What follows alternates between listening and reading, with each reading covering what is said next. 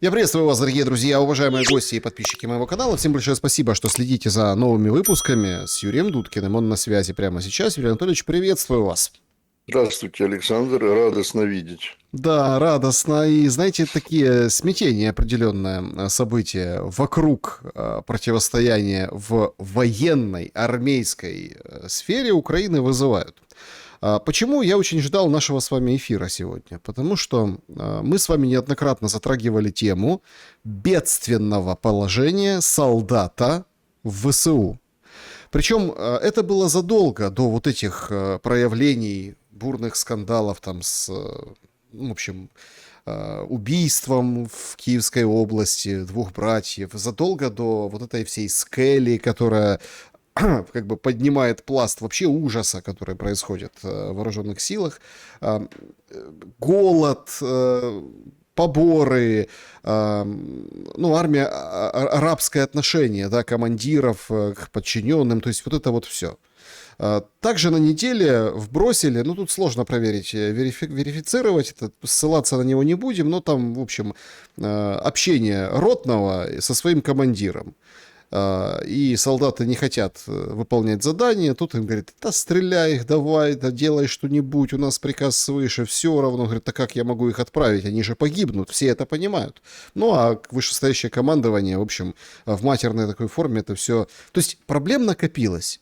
Сейчас мы видим, скажем так, перестановки Зеленского, мы видим о том, как он окучивает некоторых советников Федорова, мы видим картонный Майдан против Сырского. И вот в сегодняшний наш день, сегодняшний разговор, выходит материал в Financial Times и говорят, что если найдет замену, то вроде как и не против и Сырского поменять.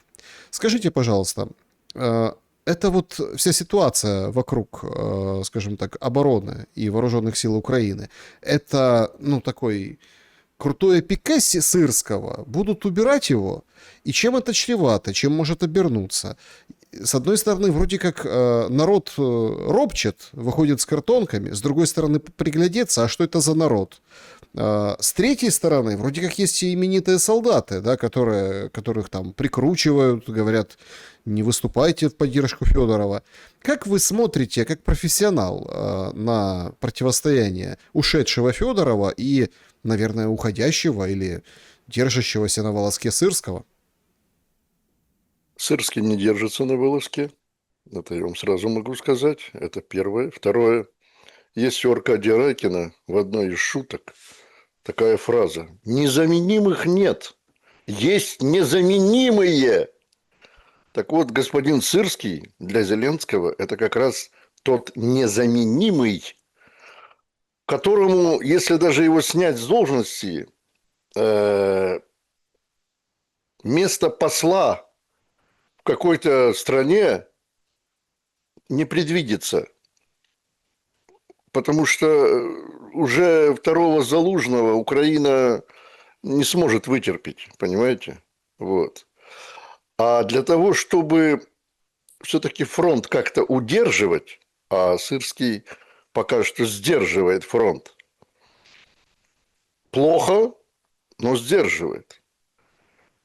Необходим такой человек, который не просто посвящен во все тонкости, ну, будем так говорить громко, военного украинского искусства, но и тем не менее он должен, ну, что называется, быть в своей среде, в своем вареве. Сырский как раз тот человек, который не собирается оставлять военную службу, как некоторые его коллеги, мы тоже это знаем. Уже 2 человека в генеральских погонах подали в отставку добровольно. Фамилии эти я называть не буду, они известны. Вот, вернее, они неизвестны до того были момента, пока они не подали в отставку. Но это в первую очередь связано с тем, что эти так называемые военные, я буду говорить чисто с профессиональной точки зрения, не учитывая сейчас ситуацию, кто плох, кто хорош.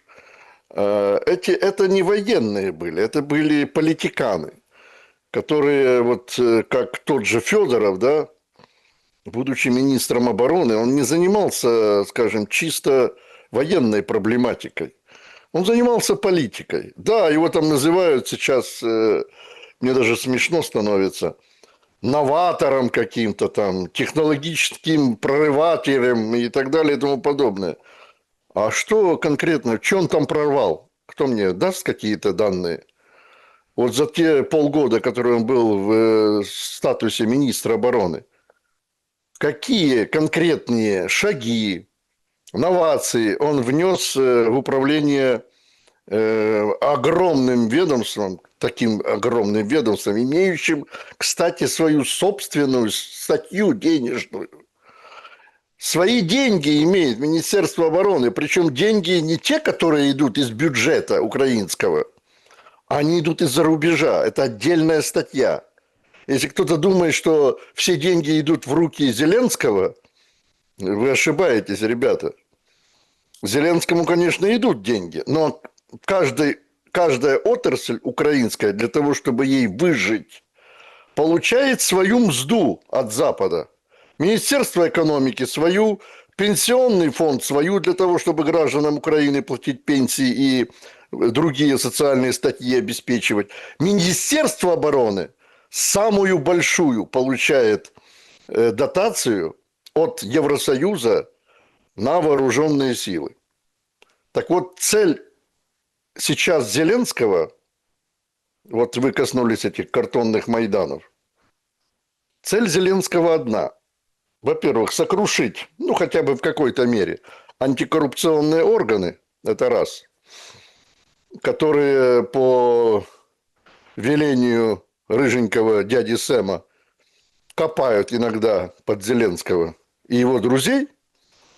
А во-вторых, в первую очередь это связано с тем, что Зеленскому нужно объединить вот эти все потоки. Это его главная цель.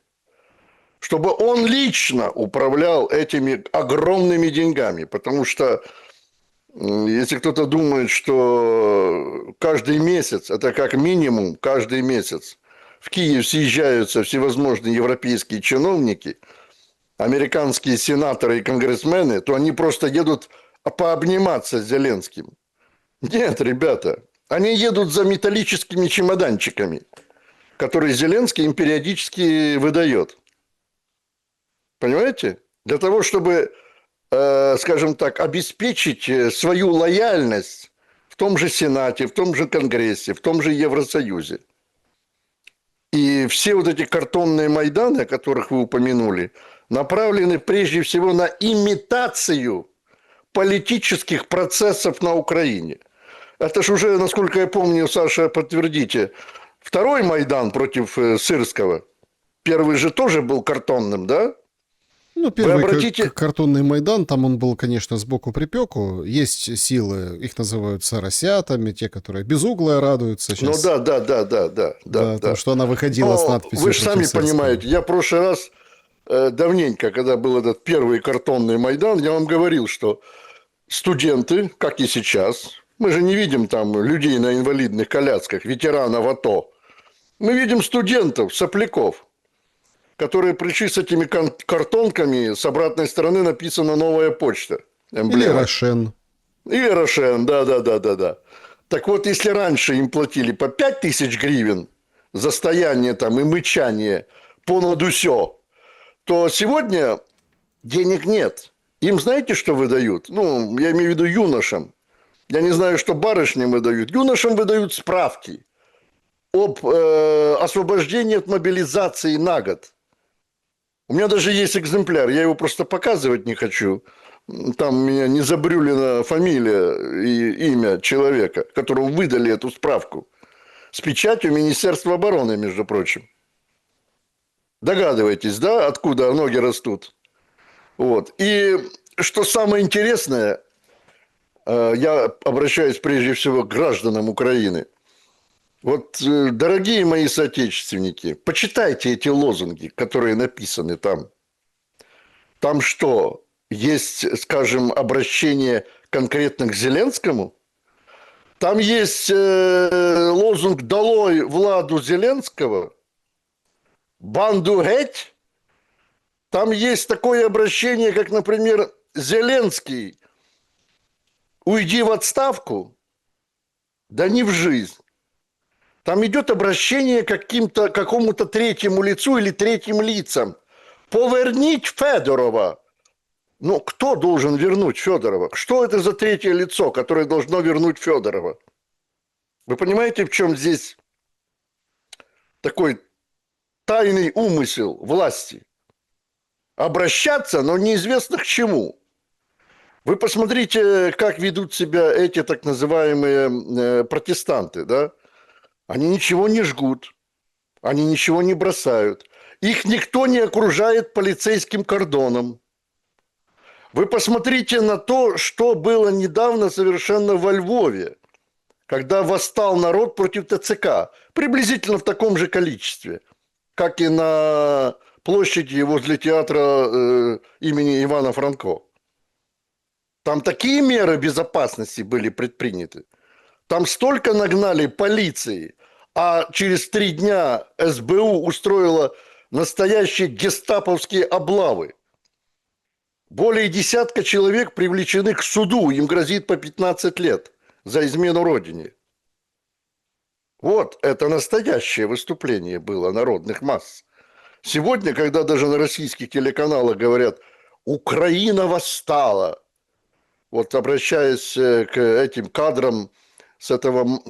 Подождите, а в каком еще городе идут картонные Майданы? Да, Назовите мне, я... Нет, в многих городах идут. Не, я хочу Запорожье, загнуть пальцы, давайте, начните. ну, В каких смотрите, городах? Черкассы, Черновцы, Запорожье, в И Одессе что там, попытались, что там, Днепр. что там? Ну, точно так же все. Ну, в многих И к кому городах. там обращаются вот эти демонстранты?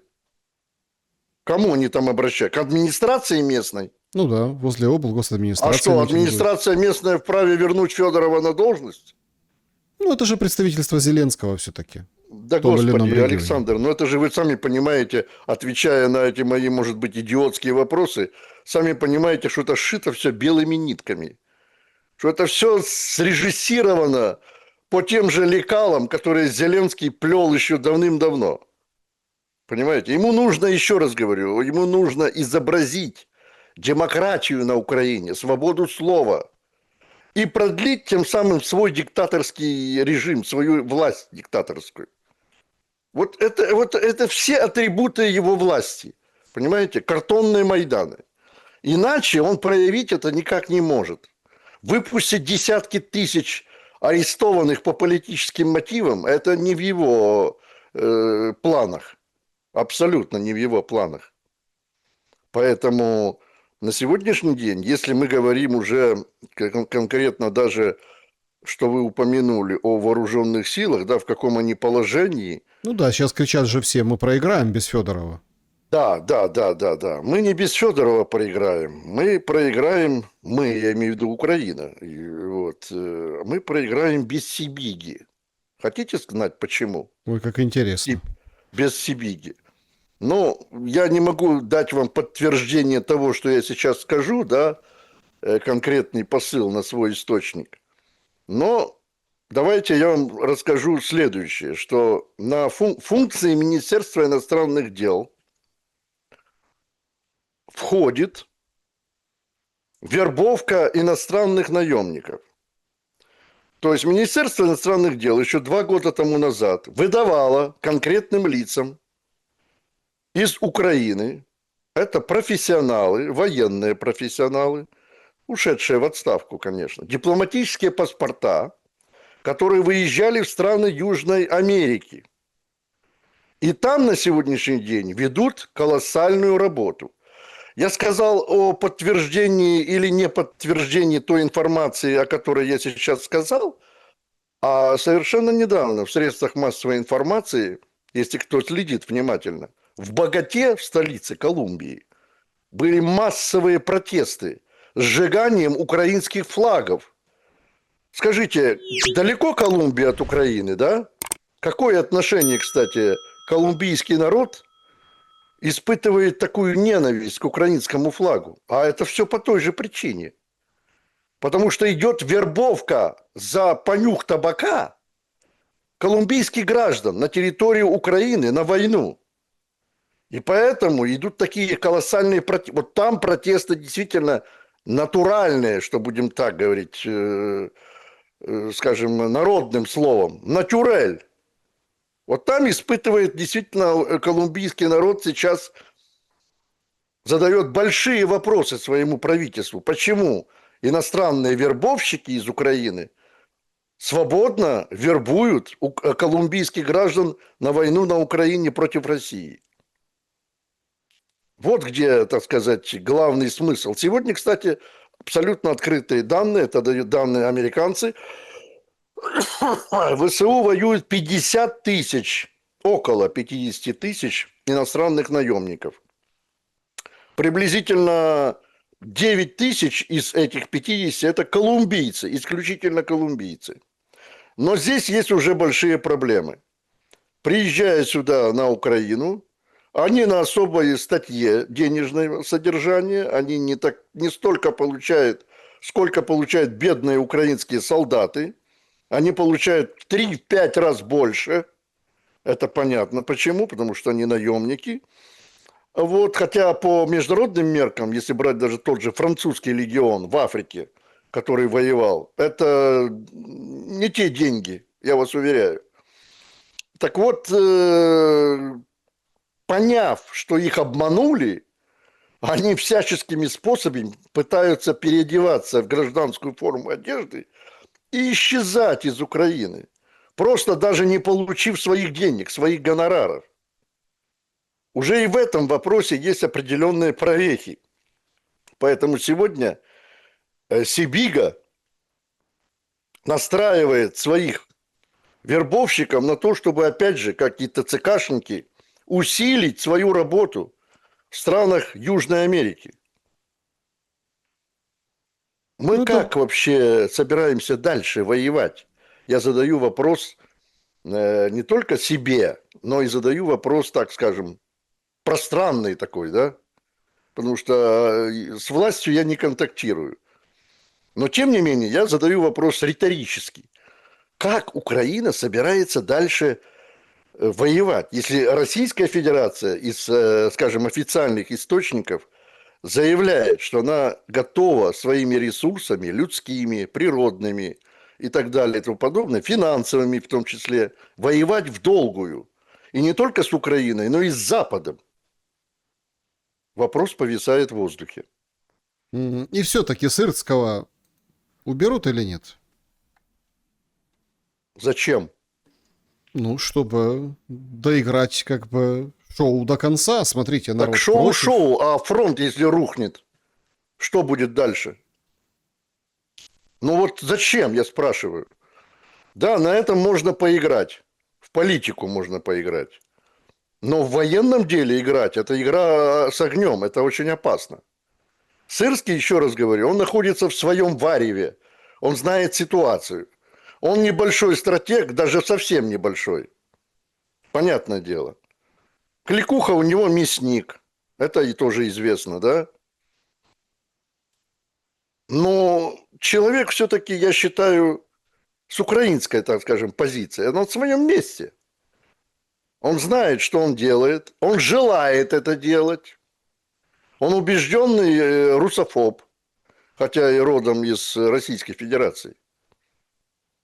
Но кого заменить? Кем заменить? Мало того, Сырский получал свои воинские звания заслуженно. Ну, я люблю говорить правду, понимаете? Вот. Это же не эти, которые идут к нему на замену. Прослужив 10 лет, они уже бригадные генералы, паркетники. На паркете получали свои звания. Я не знаю там за что, не хочу пошлить. Вот. Но Сырский получал свои воинские звания законно. Он имеет соответствующее воинское образование, военное образование. Кем менять? Я думаю, что Зеленский даже с его таким узкоугловым умом прекрасно понимает, что замена Сырского – это провал фронта, глубокий провал. А дальше куда уж проваливаться? Сегодня вот-вот рухнет последний опорный пункт в ДНР. Дружковка, Краматорск, Славянск. Ну и что дальше? Дальше будет Харьков, Сумы. По поводу ситуации на передовой, Вот это ведь очень важно. Вы даете вот четкий такой посыл о том, что вот без Сырского все рухнет. Но с другой-то стороны, ну смотрите, все же сейчас видите, как перевели в эти дроновые вещи, в дроновые войска. Федорова сбивают, как утверждает толпа, на победе, ну вот победном марше. Смотрите, удары по НПЗ, мидл страйки, перерезание Крыма, электроснабжение. Это все воспринимается как военная победа, удары по тылам. Это все продается хорошо, картинка, ну вот сегодняшний, ну не знаю, там электросталь, да, Московская область, Wildberries, горит как. В Тамбовской области, правда, там тоже такой же склад, но там 7 погибших и десяток раненых. То есть ну, жуткая трагедия от этих дронов, которые бьют по вот этому объекту. Все массово начинают перепечатывать вот эти вещи, что на этом Wildberries можно купить все, что угодно военного. Поэтому типа законная цель. Зеленский выходит, говорит, законная цель, смотрите, как хорошо. Победа. Зеленский, он должен продолжить эту историю. Смотрите, Федорова нет, а вот это вот все продолжается. Поэтому, ну, как бы он наоборот, там, где-то советничка дернет, где-то еще что-то, и показывает, что мы вот, смотрите, без Федорова. Но если так вот объективно посмотреть, вместо Федорова, Минобороны, зовут или мента Клименко, но его потом как-то, он что-то отказался, говорят, сам, сделали секретарем СНБО. А тут поставили СБУшника, Хмару. Причем там такой тоже парадокс. Впервые за 20 лет назначают человека военного. То есть вот он должен уволиться с военной службы, да, чтобы стать министром обороны. Ну, то есть вот такая конфигурация. Почему, если он вот так может с Министерством обороны, почему он не может так с Сырским? Тем более, есть же классный прецедент. Да? После Майдана картонного по НАБУ спустя пару месяцев сбили Ермака, додавили. Ну и сейчас Майданы пройдут, спустя несколько месяцев собьют Сырского, Сырский будет где-то рядом, как Малюк, да, где-то рядом. Ну и, в общем-то, поставят нового человека, но толпа удовлетворена, деньги идут, все хорошо, все в своих руках. Фронт почему должен рухнуть? Что мы сейчас имеем такого на фронте, что вы этого ожидаете? Александр, я не согласен с вами по одной простой причине. Не сравнивайте этого же пацанчика Федорова с генералом, который непосредственно отвечает за фронт. Это разные вещи. Функция министра обороны – функция политическая сегодня на Украине. Политическая. Я, правда, тоже не связываю Федорова с участившимися налетами на российскую инфраструктуру. Абсолютно не связываю. Это совсем другая ипостась, другая категория. Это более активные действия Запада в помощи на Украине. Вот с чем это связано. Активизация западной помощи на Украине как раз приводит к тому, что участившиеся случаи налетов на российскую инфраструктуру, НПЗ, приводят к определенным последствиям, но не катастрофическим для России. Федоров здесь абсолютно ни при чем. Хотя, еще раз... как же Е-баллы? Да-да-да, вы еще ебалы вспомните и еще вспомните Фрейю, которой вообще еще нет, но она скоро появится. Ну, послушайте, давайте говорить серьезно. Но Сырский, еще раз говорю, это фигура, это не пешка, как Федоров. Если говорить о шахматной игре, в которую я, кстати, не умею играть, но я понимаю, что значит каждая шахматная фигура в этой древней и очень интересной игре. Сырский – это не пешка. Это очень значимо. Заметьте, Зеленский собирал генералитет, правда, онлайн. Что он боится, я не знаю. За пулей непробиваемым стеклом уже выступает. Берет пример с Трампа. Вот. Ну, это Он вроде как, боится это генералов. вроде как дорисовали, там Да, сообщают. вроде как, а может и не вроде, тут все что угодно может быть. Но британцы ведь охраняют его. Он же не доверяет своим спецслужбам, своей ДСО, Державной службе охороны. Он же не это самое, не доверяет. А может быть, ему не доверяют сохранять свою жизнь, поэтому Ми-6 ему представила своих людей. Вот. Он собрал генералов онлайн. Он даже не может их вызвать. Ну, может быть, я еще, скажем так, испытывая лояльность к данной ситуации, понимаю, что он не хотел их отрывать от фронта. Переезд там в Киев, туды-сюды, или там другой какой-то пункт, где у него же есть несколько командных пунктов у Зеленского. Не только в Киеве, там на Банковой, пунктов управления подземных. Может быть, поэтому, я не знаю. Но за последние годы он ни разу, я подчеркиваю, ни разу не собирал, как, например, Владимир Путин, да, командующих фронтовыми направлениями. Он не смотрит им в глаза, он не получает от них персональные доклады. Владимир Путин имеет связь с каждым комбатом. Не с генералами, а с майорами и полковниками, командирами батальонов. Он знает ситуацию наизусть. Зеленский вообще понятия не имеет, что происходит на фронте. Он полагается на этих генералов. Он просит их удерживать фронт. Единственное, что действительно он как с главкомом общается ежедневно с Сырским. Тот ему докладывает ситуацию на фронте. Но досконально знать, где какой пункт населенный утерян, куда передислоцировать войска, закрыть бреши, закрыть дыры, это знает только Сырский, но не Зеленский. Вот в чем дело. А тем более не Федоров. Федоров это такая седьмая вода на киселе. Сегодня был, завтра нет. Но он играет свою политическую игру. Пацанчик 30-летний, который пороха-то не нюхал, и портянки не нюхал солдатской, он уже сегодня себя возомнил, что да, кроме того, что он друг Зеленского, а он по-прежнему ими остается, я вас уверяю, там нет никаких расприй. Это все политическая игра, это все рассчитано на оболванивание украинского народа в первую очередь.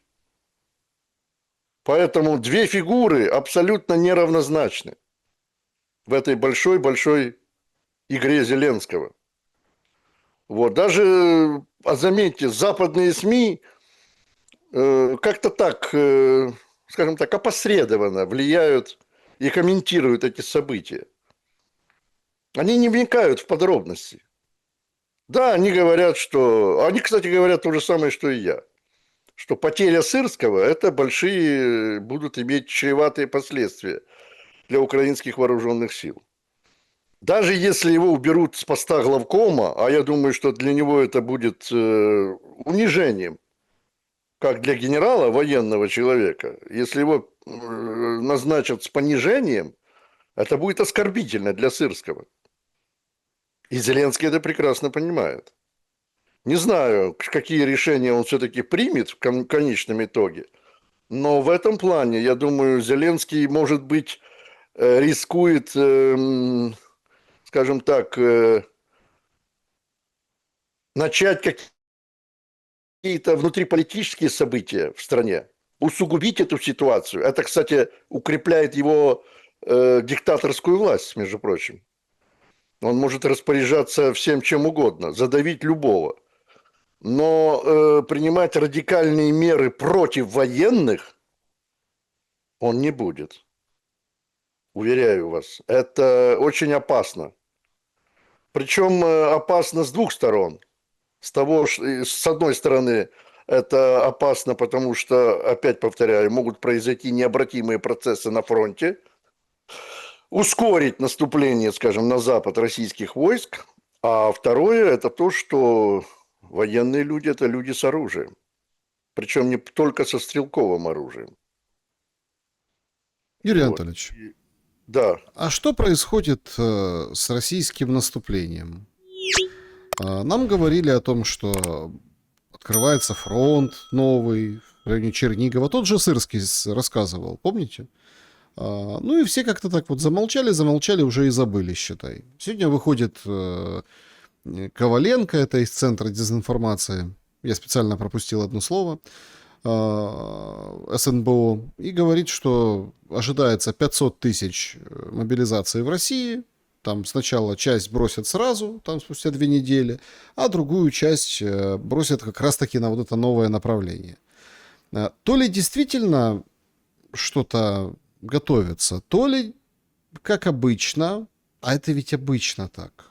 Ну вот смотрите, начинают абузить. Раз там дроны полетели, все, тревога, все разбежались. Ну и точно так же начинается какая-то вот игра, начинается шатун в Украине, а тут Россия наступает. Поэтому не время, мол, сейчас, давайте, потом после войны. Стандартная же практика. Что вы думаете по поводу мобилизации в России и открытия нового фронта? Такое ощущение, что со стороны, внимания, России, несмотря на то, что нам пытаются все представить, как, ну, типа, Россия не может, вот это все, что она может, что-то готовится. Выносится юг, причем также, понимаете, мне вот как гражданину Украины так аж прям плеваться хочется. Иностранные матросы, ну, моряки, снимают порт, да, как горит все на свете, и выкладывают это, и в шоке. Украинцы не могут этого снимать, потому что придут и постучат в двери. Правильно? То есть Мадяр говорит, вы перебросили рубиконовцев защищать свои танкеры. Ну что ж, морской бой. Так а кто к этому бою подвел? Турки вообще выходят, говорят, а может давайте опять зерновую сделку? Ну вот типа перемирие на каком-то участке, ну чтобы ничего не было.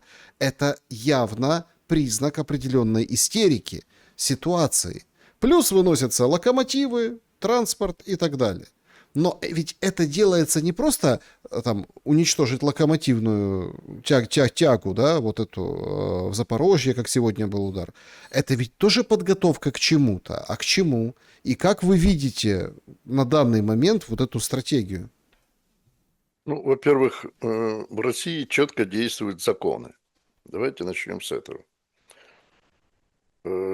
Мобилизация в вооруженные силы Российской Федерации проводится в соответствии с этими законами. Она не отменена, она проводится, есть весенний призыв и есть осенний. В 2 этапа, ежегодно. Ее никто не отменял. Я не понимаю, что по этому поводу такая шумиха разразилась. То же самое в довоенный период было и на Украине. Но призывники 18-летнего возраста, которые призваны по закону в обязательном порядке, они не участвуют в боевых действиях. Они служат где-то глубоко в тыловых, не в тыловых, а в различных воинских частях родов войск, различных родов войск, где не ведутся боевые действия. Это раз.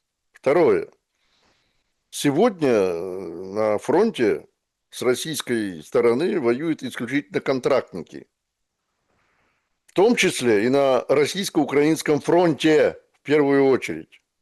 Там нет тех людей, которые призваны ежегодно, согласно закону Российской Федерации, в вооруженные силы России. Это контрактные люди. У них подписан на определенный срок контракт, и они, скажем, занимаются тем, чем занимаются. Этих сил на сегодняшний день вполне хватает для того, чтобы вести боевые действия по всему фронту. Фронт приблизительно 2000 километров. Хватает, еще раз повторяю. Поэтому для того, чтобы вести глубокие наступательные действия в ускоренном режиме, я так понимаю, вы об этом говорите. Конечно. Необходима дополнительная всеобщая мобилизация или частичная.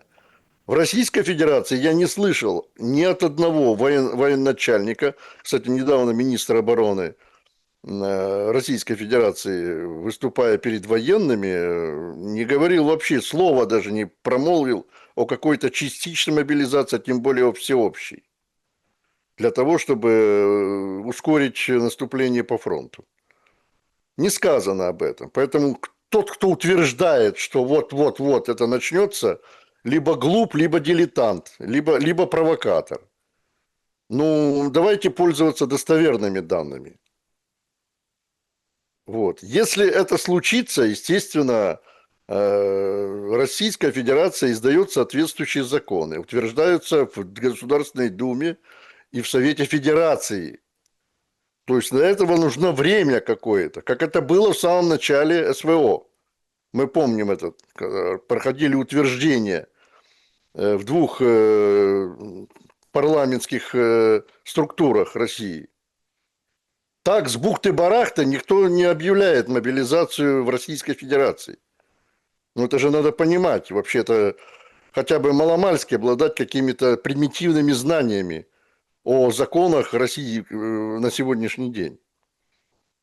Поэтому для того, чтобы... Да, идет, конечно, опять же, сегодня у России есть проблемы, об этом никто не говорит. Проблемы связаны прежде всего с усовершенствованием противовоздушной системы обороны. Она единая у России. То есть небо Российской Федерации закрыто полностью. Но совершенства в этом нет. И об этом говорят сами военные специалисты в России.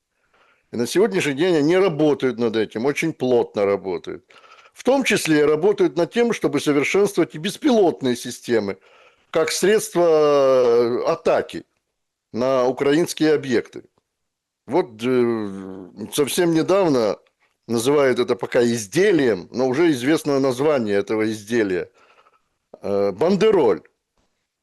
Это реактивный боеприпас с дальностью полета до 500 километров, который крепится на беспилотный летательный аппарат «Матку» и доставляется в соответствующем направлении к объекту. Вот. Имеет вес боевой 100 килограмм. Очень эффективен. Вообще не подлежит обнаружению средствами противовоздушной обороны. Потому что тоже имеет очень хитрую систему траектории полета. Вот в этом направлении, да, идут большие, так сказать, работы в России. И это изменение происходит, это дает, скажем, возможность производить всевозможные атаки на украинскую инфраструктуру. 24/7. На сегодня вот уже объявлена новая программа военных действий по украинским тылам. 24/7, она так и называется. Это значит, что вооруженные силы России не так, как было раньше, да, там по субботам и воскресеньям били, а сегодня в ежедневном порядке идет уничтожение военных и инфраструктурных объектов Украины. Ну, а Вот результаты... об этом мы можем Смотрите, говорить. а давайте о результате поговорим. Вот сегодня Собянин сообщил, ну, по поводу обстрела электростали Московской области, о котором я упоминал, сообщил, что 1895 или сколько там летело в сторону Москвы дронов. Получается, что вот эти удары, которые ежесуточно, 24/7 наносят российские войска, они как бы не снимают проблему дроновых атак по России. Почему? А здесь очень много есть составляющих. Во-первых, некоторые дроны, будем говорить откровенно, об этом признается Федеральная служба безопасности Российской Федерации. Происходит их запуск с самой территории России. То есть Украина развернула колоссальную работу, будем так говорить советским языком. В отсутствии значимых успехов на фронте Украина ведет колоссальную диверсионную и террористическую работу на территории Российской Федерации. ФСБ работает, опять же, тоже в режиме 24/7 по выявлению этих групп. Значит, ставка делается на материальную часть вербовки российских граждан. То есть абсолютно несознательных молодых людей, 18 и даже меньше лет от роду, вербуют на подобные действия. Есть очень показательные видеокадры об этом. Я сейчас останавливаться на них подробно не буду. где в этой работе даже задействованы бывшие украинские звезды рэпа. Вот, понимаете? Поэтому это одна из составляющих. Другая составляющая, это опять же, я уже об ней упоминал, что активная помощь, активизация помощи Запада, Евросоюза и НАТО позволяют Украине расширять спектр нанесения ударов по российской инфраструктуре. Но мы же не говорим в данном случае с вами, Александр, о том, какой ущерб наносится сегодня украинским объектам военно-стратегического значения. А этот, вы меня простите, гибнут просто предприятия. Не какие-то отдельные сектора НПЗ, которые могут тут же за несколько суток восстановить и запустить по новой производство дистоплива и бензина на российских НПЗ. А на Украине уничтожаются предприятия, которые восстановлению не подлежат. Их необходимо будет восстанавливать, если Украина еще сохранится до того времени. Восстанавливать заново, тратить колоссальные деньги. Я могу... У меня пальцев рук не хватит для того, чтобы перечислить эти важные мероприятия, эти предприятия. Это тоже очень важно, понимаете? Ну и третье, это то, что я тоже об этом упоминал, что российское ПВО работает эффективно. Эффективно работает. И там существуют системы как борьбы с низколетящими целями, так и борьбы с высоколетящими целями. И это дает свой результат. Об этом, кстати, Собянин тоже заявляет. Кстати, при его личном участии, об этом говорят также и в Министерстве обороны, в отличие от многих губернаторов в Российской Федерации. Там, кстати, недавно произошла тоже рокировка, особенно губернаторов западной части России. Назначены временно исполняющие обязанности, потом они будут переизбираться. Как раз губернаторов президент Российской Федерации упрекает в том, что они не вникают в вопросы защиты неба над своими территориями, над своими областями. А Сергей Собянин как раз этим занимается очень плотно. И с офицерами службой ПВО, войсками ПВО Московского военного округа он работает тоже очень эффективно, вникая в эти проблемы, не являясь военным человеком. Поэтому степень, скажем, поражаемости стратегических объектов, промышленных объектов, ну, подумаешь, там в Алберис попали, страшный пожар, ай-яй-яй. Не, ну пожар страшный. Ну и что? Но это не влияет, еще раз говорю, на военную мощь России. Абсолютно. Бьют и по рынкам украинские беспилотники в России. Бьют. И там гибнут российские граждане, абсолютно гражданские. И по общежитиям бьют. Ну и что? Россия Ну, от этого слабнет? Зеленский говорит, что там компоненты для дронов Да, да, да, перевозились. да. Вы Зеленскому верьте А больше. в Конечно. объявлениях там можно найти на этом Wildberries и катушки, и Да, бронежилеты, да, да, и да. все, Вот все, что хочешь. когда бьют по, значит, складам украинских торговых центров, он тоже говорит, что это гражданские объекты. А в этих складах хранится боевая техника и те же «Хаймарсы». Ну, это же естественный ход событий в войне. А на сегодняшний день идет война. Я думаю, с этим никто не поспорит. Юрий Анатольевич, если мы все-таки попробуем понять, на что идет расчет сейчас у Европы, которая выделяет деньги и которая вот так вот лихо, пританцовывая, делит Зеленский и перераспределяет эти потоки. Сейчас мы наблюдаем, что отдельные страны, ну, давайте так, они достаточно скептически относятся к этому всему продолжению, и уже там зарождается некое зерно, вот это вот оно прорастать начинает, каких-то, давайте, мол, с Россией говорить. Это для отвода глаз, и, ну вот если так вот честно, положа руку на сердце, ну я не знаю, мне кажется, я вот в войну Европы и России прям не верю. Прям не верю от слова совсем. Кого-то может подбросить в топку войны. Ну, вот имеется в виду подбросить. ну, возможно, расширится война. Однако, ну, вот так вот, что прям Европа, Германия, Франция, Бенилюкс, страны, вот это все прям в едином порыве, вот это все с обмен ударами. Ну, это же выглядит как элементарная, ну, элементарная промо-акция по отмыву денег. Александр, э, мы с вами давно знакомы и познакомились в том числе и на ваших эфирах. Вы помните это время. Может, вам неприятно это вспоминать, но я не знаю. Мне всегда было интересно под вашим ведением ваших программ высказывать свое мнение. Я не чувствовал никакого давления с вашей стороны как ведущего.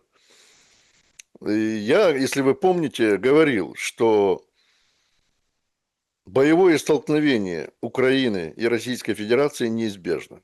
Да, В студии многие хохотали, особенно народные депутаты, некоторые, даже оппозиционные, Порошенко, хохотали, они не верили в это.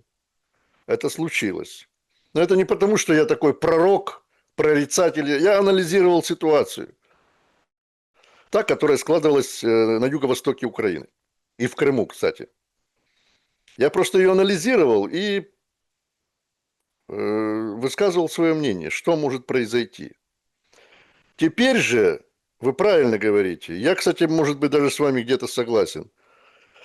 Рядовые европейцы вообще в шоке от происходящего и от своих собственных властей. Я с ними общаюсь каждый день. Это люди разного возраста. В основном это люди моего возраста.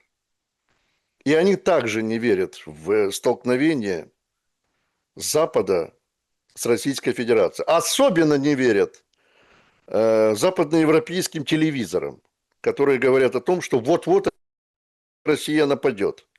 Вот-вот надо вооружаться. Вот-вот давайте мы, значит, будем еще больше помогать Украине, как форпосту защиты Запада от России. Они в это не верят, уверяю вас. Но, вот здесь большое но. А вы посмотрите на риторику речей западных лидеров. Они верят в это или нет? Они хотят реванша. Возвращаются 30-е, 40-е годы прошлого столетия. Говорил и говорю, история циклична, она снова повторяется. Запад вновь мобилизуется для того, чтобы идти войной на восток. Это не шутки, это не прибаутки, это не мои, как говорится, бредни какие-то, которые я кому-то покажется, высказываю сегодня. Это следует из речей того же Макрона, того же Мерца, той же фон дер Ляйен, ну и так далее. Они готовятся к войне с Россией. Причем они готовятся не защищаться от России, а наносить ей стратегическое поражение. И они об этом откровенно заявляют. так уже же нанесли. Ну, Юрий Анатольевич, ну уже смотрите, Россия уже на коленях, санкции вот эти работают, нефть, все там, ну вы же видите, она же уже проиграла. Это же вечный парадокс последних месяцев, как вы ждете нападения от России, которую вы уже победили, задушили санкциями, и Украина вот это вот наносит эти ужасные удары. Так кто, бензина нет у России на вас нападать, успокойтесь. Угу. Бензина нет, да.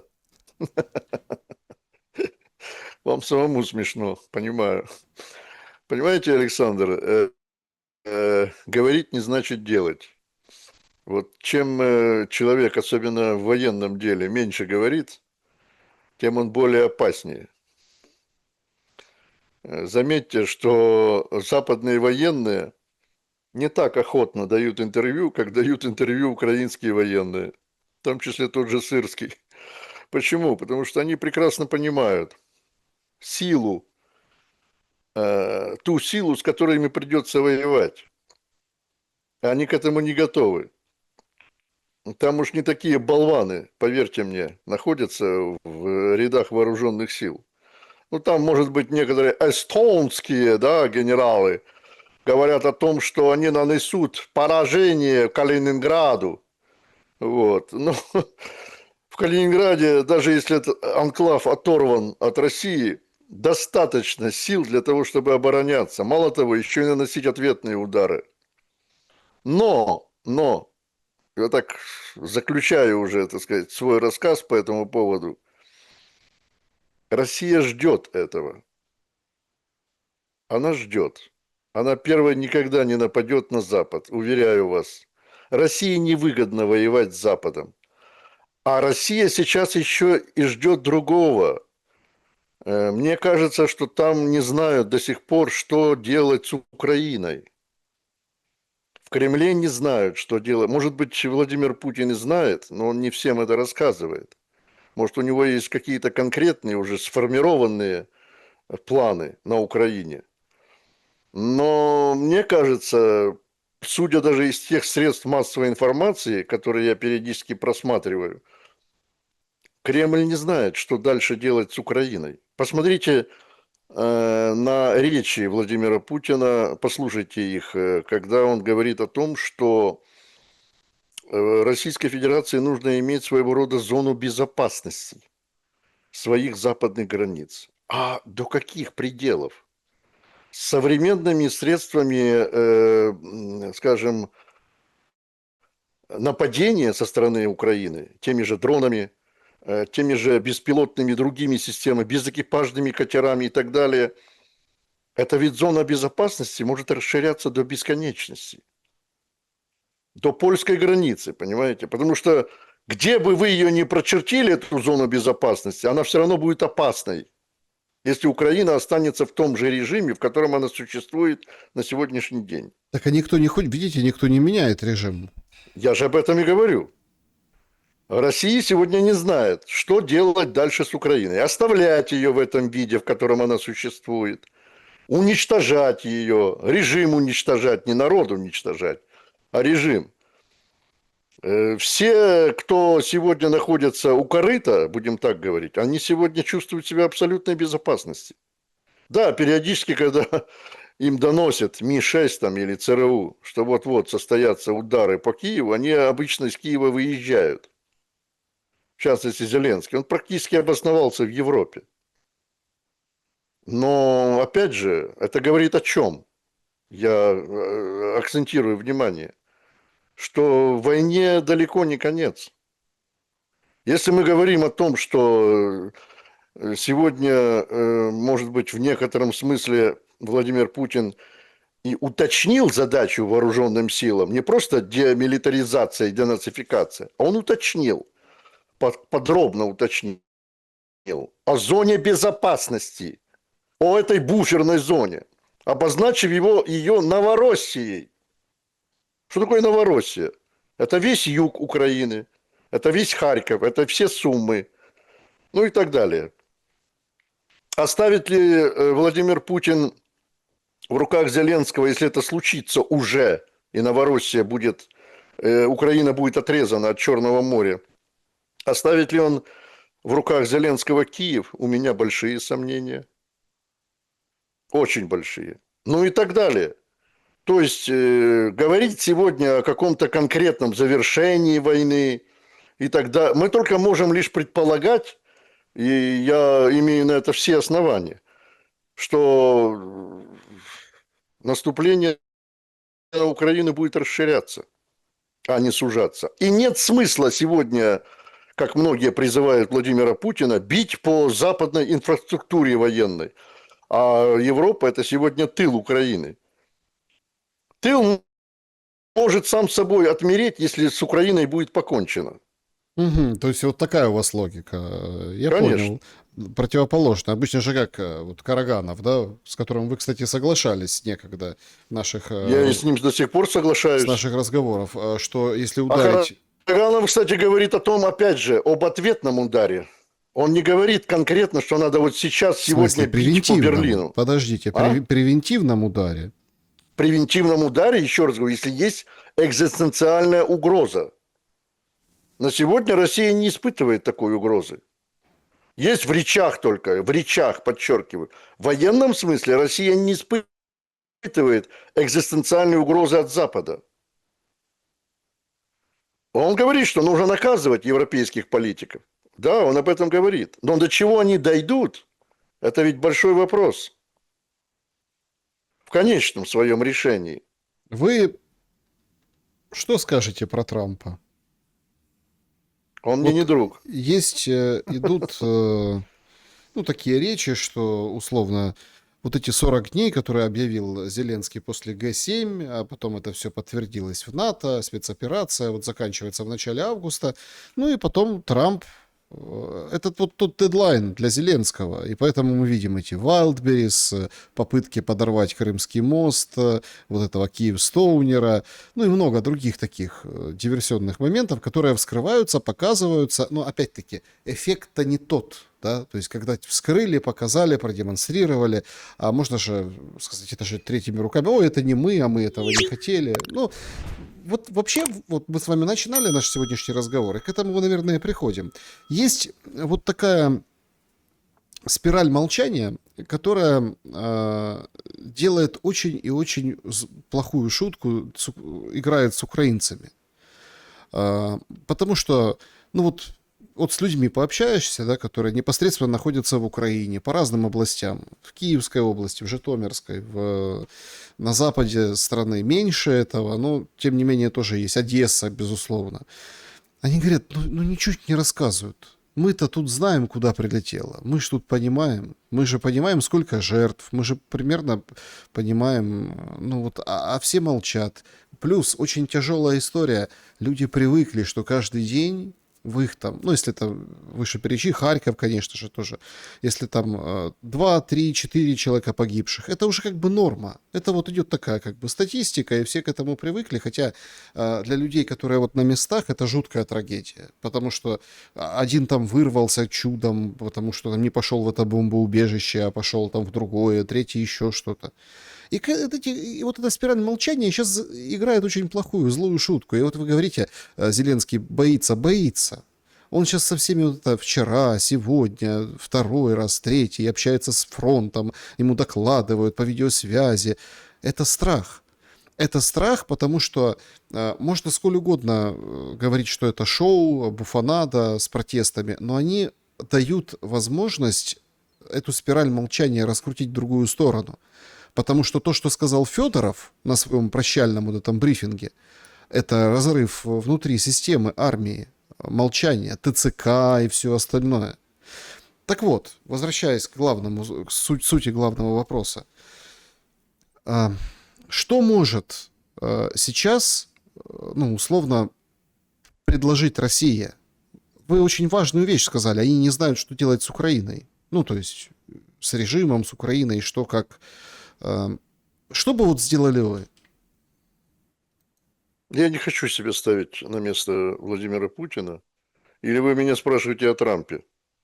И смотрите, я хочу... Трамп, ведь это же был ключик очень долго, да? И вот сейчас опять 3 августа, опять ожидание. Сейчас он там ему дал время, потом опять с ним договариваться. Вот вы бы что бы сделали? Не на месте Путина, на месте своем.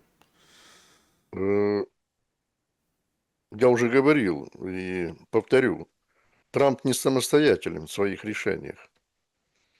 Он не имеет права. Я прекрасно понимаю в некотором смысле Трампа, да, когда он говорит об Украине как о своих вассалах. Я это прекрасно понимаю. Но он уже готов, в принципе, оставить к чертовой матери эту Украину, где-то, может быть, внутренне, да, но ему этого не позволят сделать. Слишком много туда вбухано. И как проект «Антироссия» он не снимается в Соединенных Штатах с повестки дня. Наоборот, наоборот. На сегодняшний день Трамп или не Трамп, там Deep State, бог знает, кстати, он подверг критике, большой критике Deep State, да, совсем недавно в своей речи, может быть, навлекая на себя какой-то гнев правящих кругов Америки. Но это второй вопрос. Он на сегодня перекладывает ответственность за состояние дел на Украине на Евросоюз. понятно, что, и как вы спросили, что бы я сделал. Да. Не люблю себя ставить на чье-то место, я знаю свое место. И за что я могу нести ответственность, и что бы я мог бы предпринять в отношении себя и своей семьи. Но мне кажется, что для того, чтобы установить и сохранить Украину, если бы такое было в умах американских политиков, оттуда надо выйти в первую очередь. Вот оставить все как есть и просто выйти вообще. Не обеспечивать, ведь сегодня все зависит от США, поверьте мне. То, какие решения принимаются в Белом доме и в Госдепе, а Зеленский об этом прекрасно знает, его информируют об этом, ему дают соответствующие инструкции, наставления. То, как работают на Потомаке, так и развиваются события на Украине. Вот, вот если это повернется вспять, Потомак не потечет вспять, уверяю вас.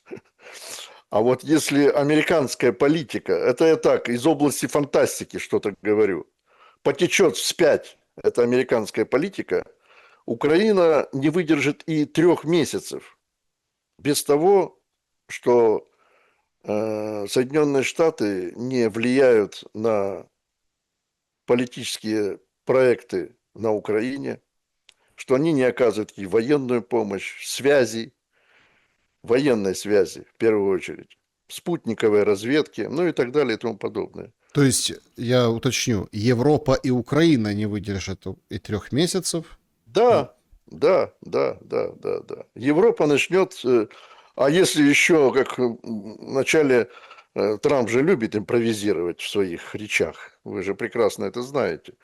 Он даже говорил о том, так, ненавязчиво, что проект НАТО для Соединенных Штатов не выгоден. Она тратит колоссальные деньги, жертвуя своей личной обороноспособностью и развитием своих неокр, научно-исследовательских и конструкторских разработок. Поэтому все поняли это так, что Соединенные Штаты заинтересованы даже выйти из НАТО. Ну, это было в какой-то период времени, там, начальной его каденции, второй каденции. А в Европе-то ведь, извините, струхнули. Причем серьезно струхнули. Потому что они поняли, не дай бог, если это случится, НАТО посыпется.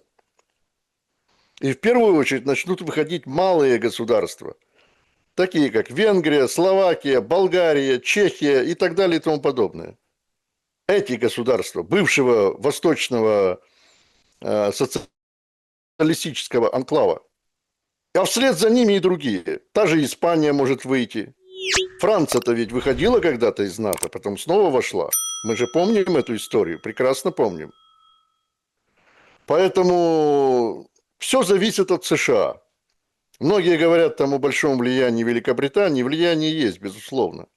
Но главным, так сказать, сдерживающим, а поддерживающим Зеленского режим на Украине являются все-таки те, кто находится сегодня у руля США. Юрий Дудкин был моим собеседником сегодня. Благодарю за время и мысли. Всего доброго, будьте счастливы и мудры. Берегите себя, дорогие друзья. Добра и света. Увидимся.